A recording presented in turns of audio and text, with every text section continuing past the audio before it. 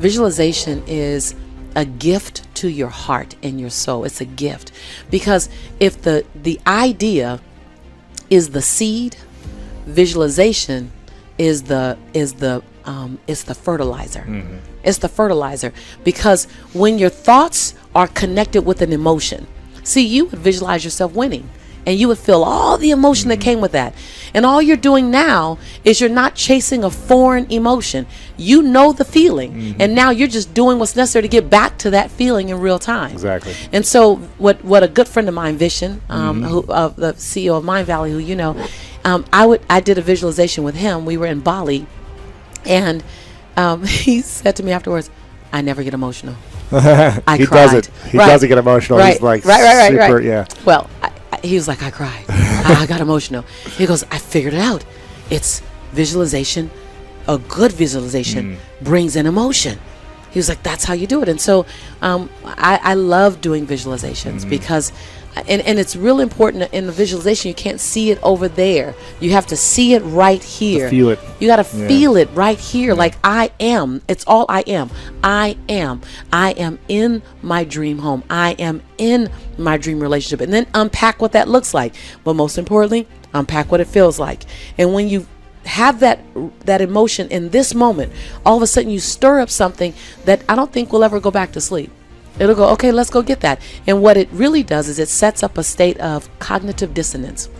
And cognitive dissonance is when you see something in your mind and you see yourself in a way that your behaviors are not currently leading to it. So your mind becomes disrupted and it goes, okay, can we get there? Right, because I'm not there right now. I'm not there right now, and that's not comfortable. Your mind wants to literally be congruent. What it thinks is what you're doing. What it thinks is what you're doing. And so when you set up a constant, and abundant thinkers like you and I, we do it unconsciously. We're constantly keeping ourselves in a state of cognitive dissonance, meaning, okay, what else? And I'm seeing Lisa over there, and I'm going, okay, let me go. While being grateful for my now. Yeah. It's not in that I'm going to be whole and complete when I get over there. I'm whole and complete now.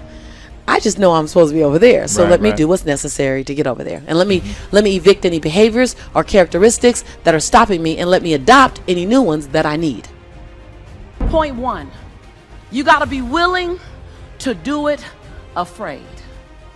See, you might be waiting for the fear to stop. Well, Lisa, I heard this so many times. Lisa, I'm afraid. What do? Do it anyway. Lisa, I'm afraid. I don't quite know if I should move. Move anyway. I don't know if I should leap. Leap afraid. And then gather your courage on the way down. And if you don't get it before you hit, you was going to hit anyway. I'd rather die leaping than on the edge figuring out how to get the courage to leap. Yes, yes? Yes, yes? So many times we're waiting. I'm waiting to get something right. I see your hands going up. You guys know if it's your truth, you can raise your hand just like we did on day 0. You're just kind of waiting. You're waiting to get everything in order. You're waiting so that everything is in you, it's together. You're waiting to not be afraid. You're waiting to have the courage. You're waiting to have all the money. You're waiting to lose weight. See, if I waited to release my unwanted pounds before I got in front of you, Lisa Nichols would be the secret.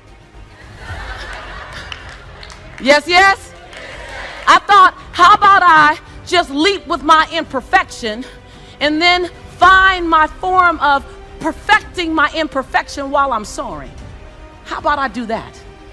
How about you not wait to get it right? You figure out, how does it look doing it wrong? How does that look? Because your 80% of right is somebody else's 159% of what they needed. Yes, yes? And when you want to do it right, and you want to wait till you're not afraid, and you want to wait till you have it all together, oh, you made it about you again.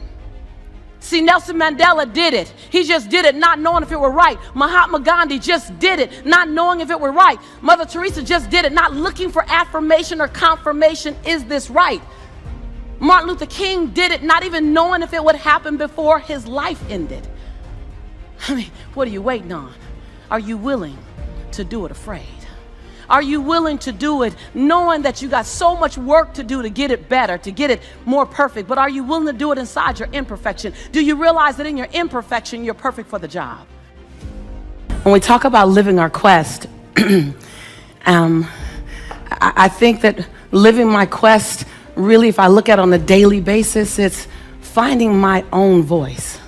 It's finding your voice. It's finding the song that only you can sing, off key or not. It's finding your rhythm. It's discovering what it feels like to walk in your shoes today. It won't look like it looked 10 years ago. Living your quest is, what can I do with my life so that my life becomes infectious to someone else? Living my quest looks like, how do I make my fingerprint matter so big that it lives beyond my transition day? Living your quest is, how can I forgive the perceivingly unforgivable so I can love the absolute lovable? Living your quest is, how do I give myself 1,000 second chances, and every time I get to 999, press reset? Yeah.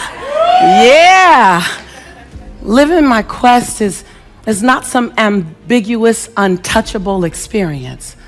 Living my quest means going back and healing the little girl in me so that the woman can be free. It's going back and embracing the little boy in you so that the man can show up and give himself permission to cry when necessary. Living your quest is not something that you can't touch. It's not something that requires a stage or lights or cameras. Living your quest is being complete and content with who you are in the dark of the night, so who you are in the middle of the day is all right. Living your quest is as simple as it is complex.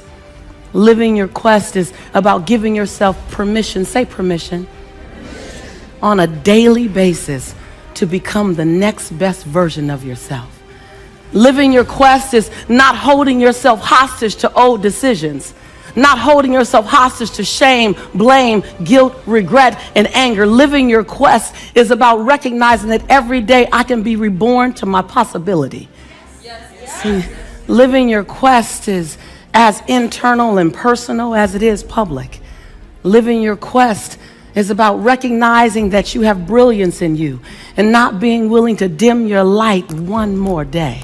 Living your quest means not being afraid of the genius in you, even though you have doubt. Living your quest is recognizing that you get to sing your song off tune, that you can get to live in perfection while you master imperfection. I've long since learned 4 things. To me, this is the road to true freedom. I have nothing to prove. I have nothing to protect. I have nothing to hide. And I have nothing to defend. That your perception of me after I tell my truth is actually none of my business. My perception of me, that I go to bed as whole and complete as I woke up. Before I check how many likes I have on Facebook, that I like me first. And every other like is bonus. There you go. Like it. That was a long road to get to. Long road. Sure. Long road.